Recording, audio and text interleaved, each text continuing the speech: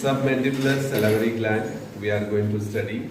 So anatomy of submandibular salivary gland. As I have told, the submandibular salivary gland are the glands which are related to the exocrine type of the glands. So in our body I have told there are two types of the glands, exocrine and endocrine type of glands. Exocrine glands which are their secretion of the gland that is carried by the ducts, and endocrine they are the ductless. So whatever the endocrine secretes the hormones and exocrine glands secreting their secretion, like us in the salivary gland we have the saliva. So there are three pairs of salivary glands near and around the oral cavity. These all salivary glands which are there, they are situated near and around the oral cavity because they have to drain the saliva in the oral cavity. So that we have the three pairs of salivary glands. One is we are going to get the parotid gland, second is submandibular gland, which is we are going to study today, and third is you have to remember about that is the sublingual gland. So name itself of the salivary glands, they give the idea where it is located. Location of the gland is a submandibular, so that is situated below the mandible, and parotid near and around the ear, near or around the ear which is there, that we are going to situation near the ear we call as that is a parotid. Then third one is sublingual. Lingual means tongue. Below the tongue, whatever is the situated gland, we call as a sublingual gland. So this is the three types of glands which are salivary gland.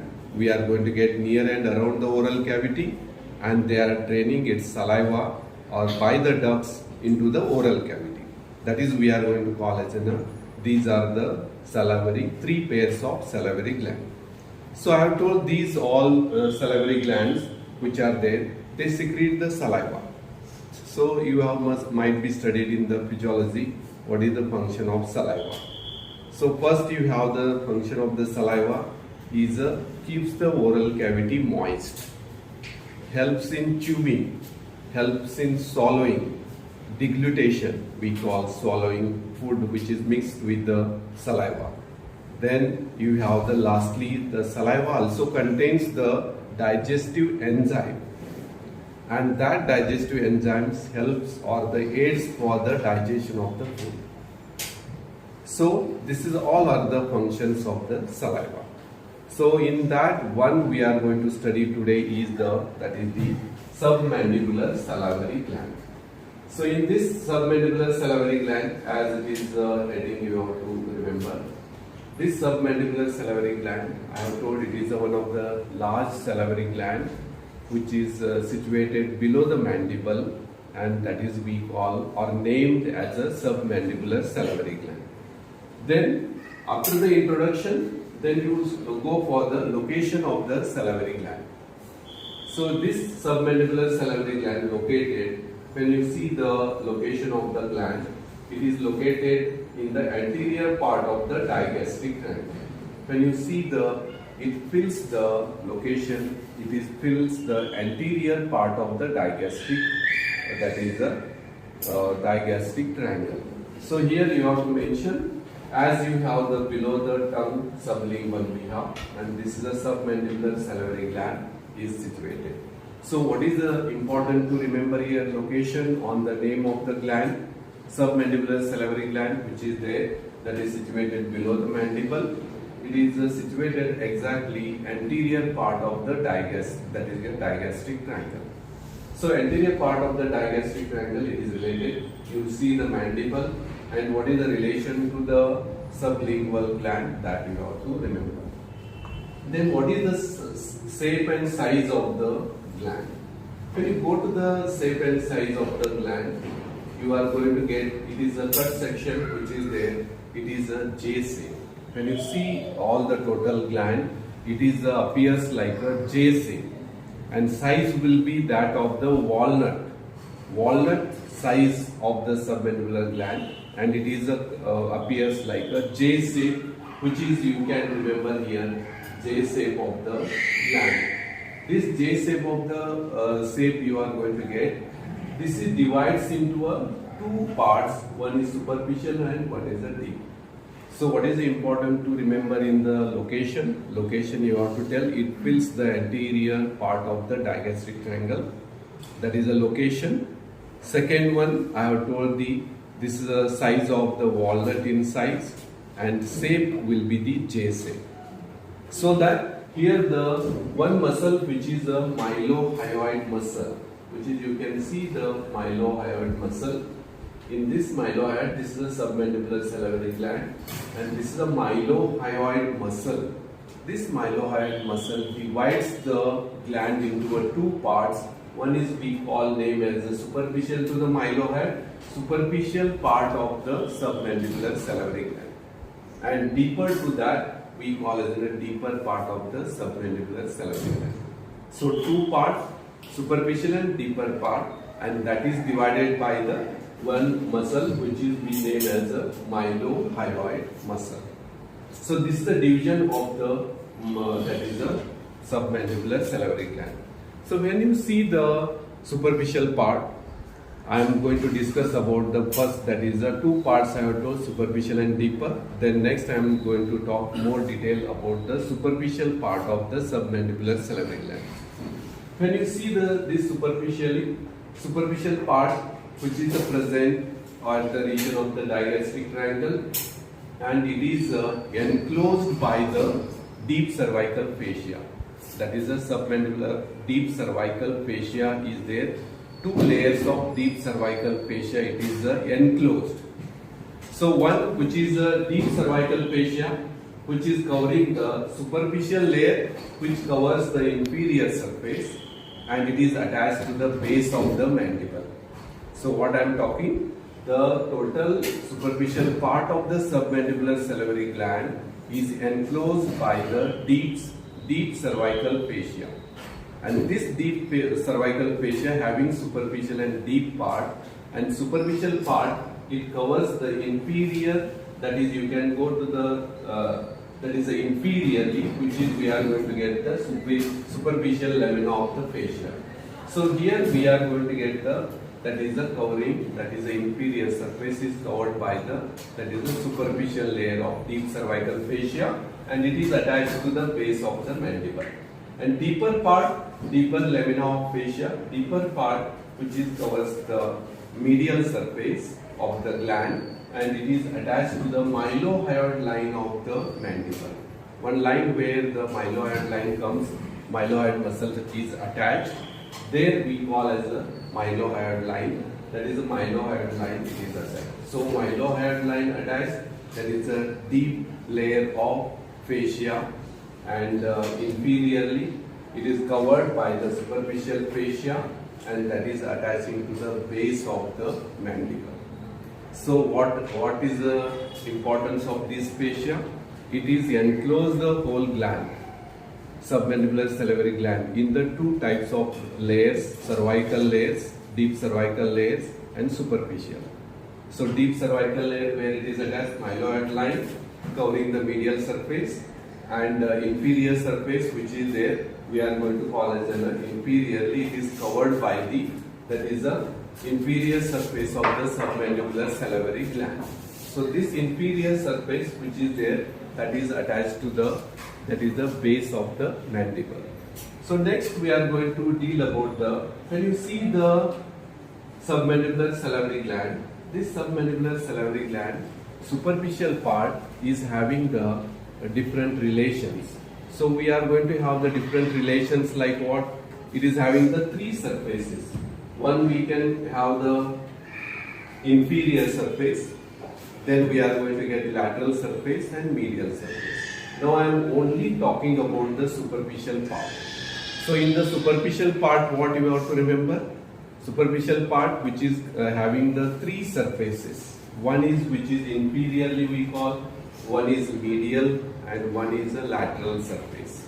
So all they are going to relate relations of the superficial part of the submandibular salivary gland. So what you have to remember? Superficial part of the submandibular salivary gland, three surfaces, inferior, lateral and medial. and these relations you have to explain. So going to this diagram, here you can remember this cut section of the mandibular region. Here we are going to get the relations study that you have to remember. So you can remember this will be the inferior surface, and this will be the, we are going to get lateral surface, and this will be the medial surface. So three surfaces relations you have to remember, means here submandibular salivary gland is here, this is, and here in this is the inferior surface, then mandible going to be a lateral, and more deeper will be the, we are going to get the medial, lateral and inferior. So that this is inferior surface, this is submandibular salivary gland, and this is inferior surface, and this is a lateral surface, and we are going to get medial surface. And these are the structures relations diagram of the submandibular salivary gland. So how to explain this superficial part of the submandibular salivary gland, which is relates to the first one, if you are going to get the here inferior surface relates to the skin, we are going to get the thin muscle, that is a platysma. Then we are going to get the cervical branch of facial nerve. So we are going to get skin, platysma, cervical branch of facial nerve. Then we have the study the deep fascia, which is attached. Then here only we are going to get one relation, that is a facial vein. You are going to get the facial vein also relates to the inferior surface. It is very important relation you have to remember. Facial artery also relates, but inferiorly, as you are going to get, that is a facial vein is related. And we have the submandibular group of lymph nodes. So this diagram gives you the idea of relations of the all the surfaces of the superficial part of the submandibular salivary gland. So here you have to mention the inferior surface relates to the skin, platysma, cervical branch of facial nerve, deep fascia, submandibular lymph nodes, and here one you have to mention, that is a facial vein. These all are the structures of the inferior surface relation. Going to the laterally it is related to the one fossa is made, depression is made, that is a submandibular salivary gland fossa on the mandible. Mandible in the laterally, we are going to have, this is a submandibular fossa on the mandible, and here laterally it is relates to the, that is a facial artery. So facial artery we are going to get on the lateral aspect, and facial vein will be the inferior. This relation you must know, inferior surface, facial vein, and laterally more deeper we are going to have the facial artery relation. So laterally it is related to the what? Laterally it is related to the submandibular fossa on the mandible. Then you are going to get the, that is a facial artery. So that is about the inferior and lateral surface relation. Going to the medial, this medial surface is divides into a anterior part, middle part and posterior part. We are going to have the anterior, we are going to get anterior and middle and posterior relation. That is about the medial surface of the gland. So what are the relations of the anterior part? Anterior part, it relates to the mylohyoid muscle and mylohyoid vessels and even nerves. So mylohyoid muscle, mylohyoid vessels and mylohyoid nerve in the anterior part of the medial surface of the gland. Then going to the middle part it is relates to the one muscle known as the styloglossus, then hyoglossus, lingual nerve, and we are going to get hypoglossal nerve. So these all relates to the middle part of the medial surface of the superficial part of the submandibular salivary gland. So I am talking about the middle part relations. On the medial surface, it relates to the styloglossus, then hyoglossus, lingual nerve and hypoglossal nerve. So we have studied first anterior, middle and posteriorly. You are going to get posterior most part, which is relates to the one muscle. We are going to get the styloglossus.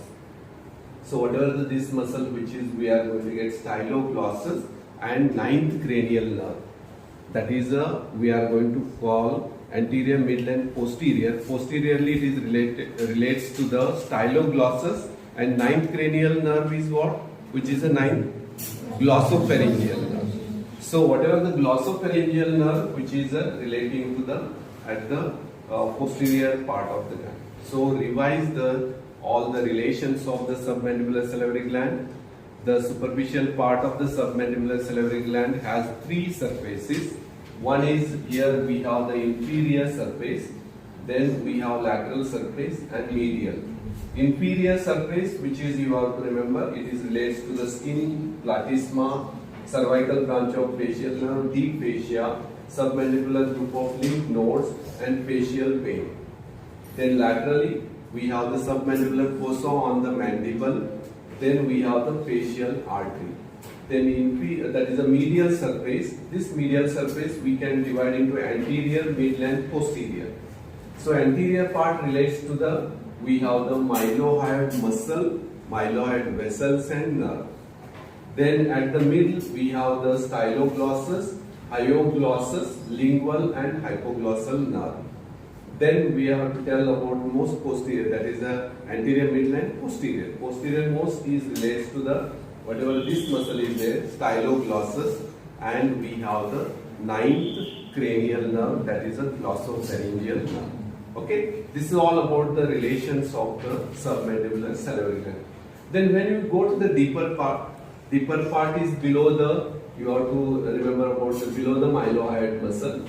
You have deeper part, mylohyoid muscle, that you have to remember it is. Okay. Then going to the next part, that what is the submandibular salivary duct? It is the exocrine gland, means it should have a gland, that is a duct which saliva is carried to the oral cavity. Then where it is begins, where it is opens, that you have to remember.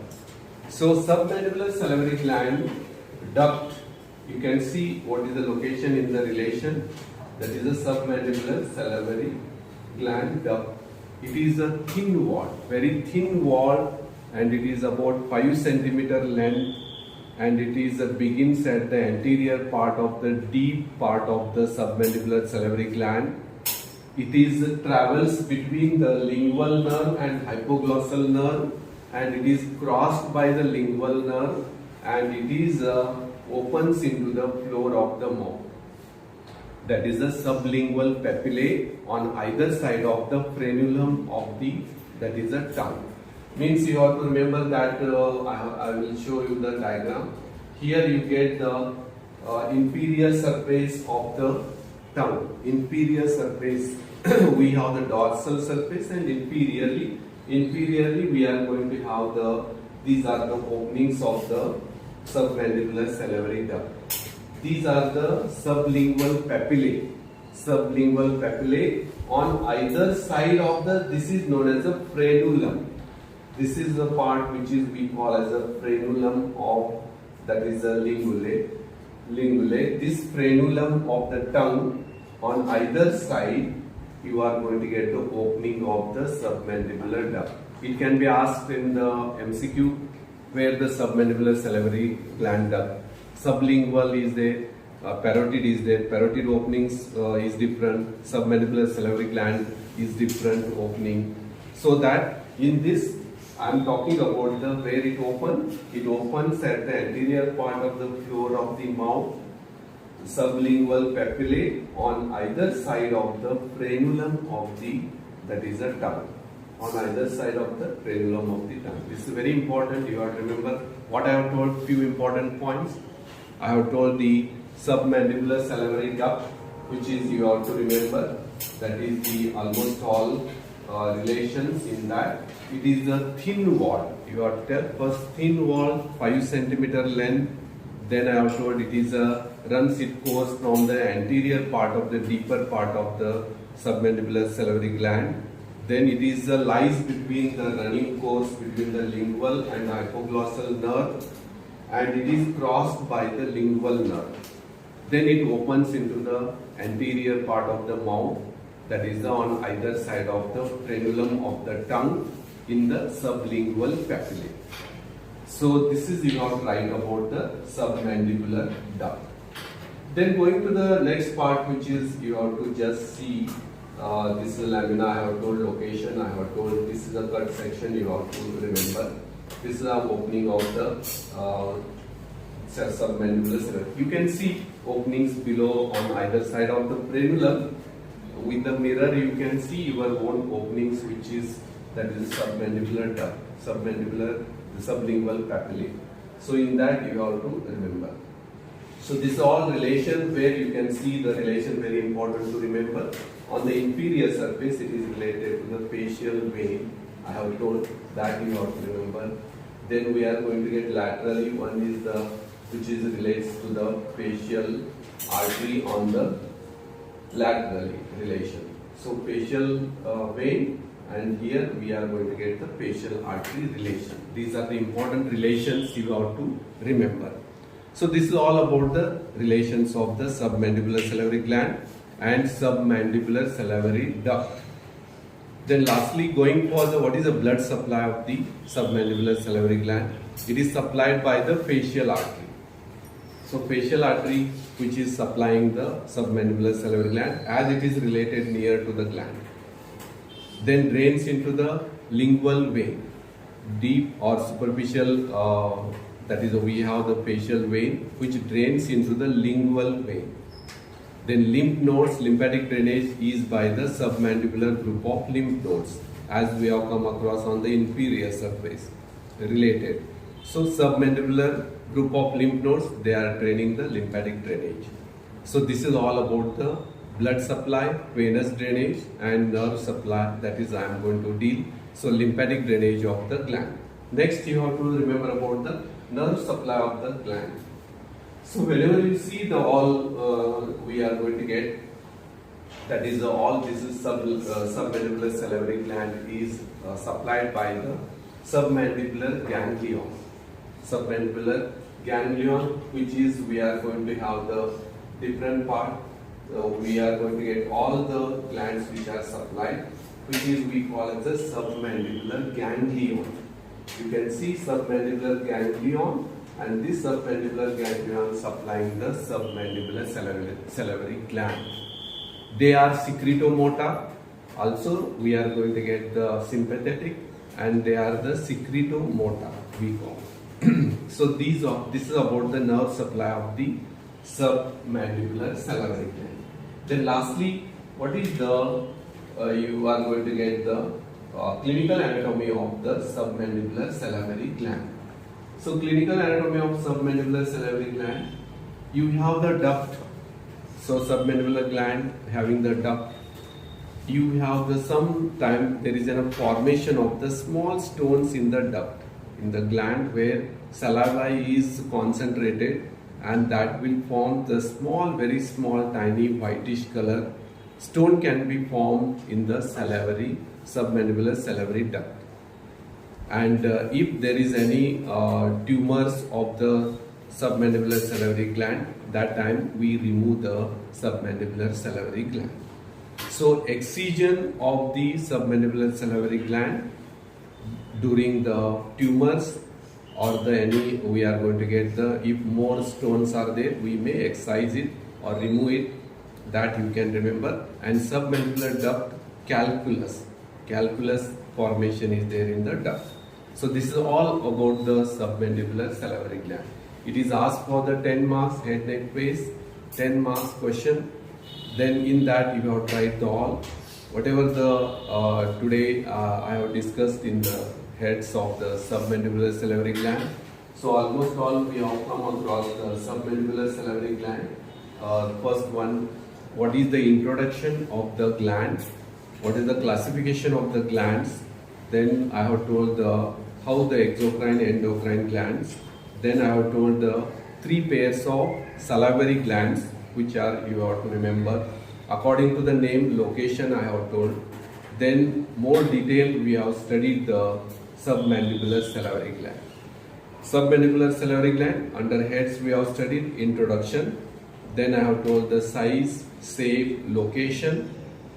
Then we have come across the mylohyoid muscle divides the gland into a superficial and deep. Then I have told the superficial part of the gland, what it is enclosed by the deep cervical fascia. Then I have explained about the three surfaces relations of the superficial part of the submandibular salivary gland. So in that, what you have to remember? Inferior surface, lateral surface and posterior surface relation. Then I have told the more detail about the submandibular salivary duct. Then we have come across that is a more detail about the blood supply, venous drainage, lymphatic drainage and nerve supply. Then lastly we have dealt about the tumors of the submandibular salivary gland and calculus formation in the submandibular duct.